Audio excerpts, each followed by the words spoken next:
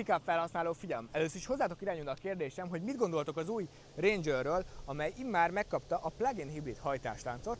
Ennek az alapja egy 2.3-as EcoBoost motor, amelyhez csatlakozik az elektromos rendszer. Az akkumulátor kapacitása az 11,8 kWh, amivel durván ilyen 30-40 km tud elmenni a valóságban. Vontatni 3,5 tonnát tud fékezettel. Hátul van itt nekünk 2 darab konnektor, mind a kettő 2,3 kW-ot tud leadni magából. És igazából az lenne a kérdésem, hogy mit gondoltak, hogy egy Rangernél mi az optimum, vagy mi az optimális, és ti mit használnátok szívesebben.